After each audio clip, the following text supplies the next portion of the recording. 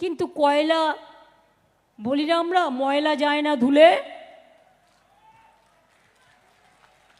আর কয়লাও যায় না মোলে।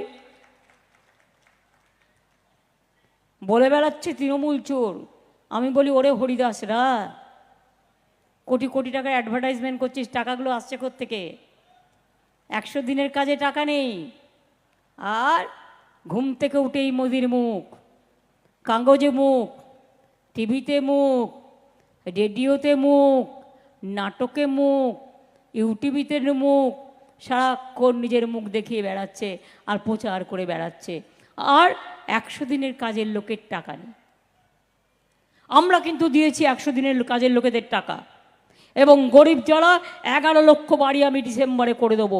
ডিসেম্বর থেকে টাকাটা দেওয়া শুরু করব, 2টো কিস্তিতে পাবে। আমরা শ্রমিকদেরও ভাটপাড়া জুটমিল টিটমিল তো আমি খুলিয়ে দিয়েছি।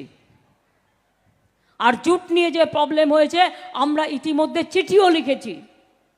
সাহস থাকলে, বাংলায় কিছু কথা আছে শক্ত শক্ত, কিন্তু বলতে চাই না, খারাপ দেখাবে, ভাববে ভাষাটা ভালো হচ্ছে না, সেটা এড়াবার জন্য বলছি।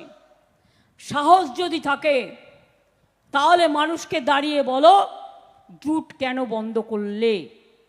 15 লক্ষ টাকা কেন দিলে না? 10 কোটি লোকের চাকরি কেন দিলে না? নোটবন্দি কেন করলে? ইছাপুর রাইফেল ফ্যাক্টরি বন্ধ করে দিয়ে কেন তুমি দেশের টেন্ডার সব বাইরে দিয়ে দিয়েছো? দেশের সব প্রতিরক্ষা বাহিনীর জিনিস বাইরে তৈরি করছে, আজকে আর কিছু নেই। অথচ আমরা দেখুন এই ক্ষমতার মধ্যেই দক্ষিণেশ্বর মন্দির গিয়ে দেখে আসুন, এ তো আপনার জেলার মধ্যে কি স্কাই ওয়াক বানিয়ে দিয়েছি, বেলুড়ে জেটি বানিয়ে দিয়েছি। এখানে আমাদের মঙ্গল পাণ্ডে 1857 সালে যে সিপাহী বিদ্রোহ হয়েছিল, তার নেতা বলা যায়, দ্বিতীয় স্বাধীনতা সংগ্রাম।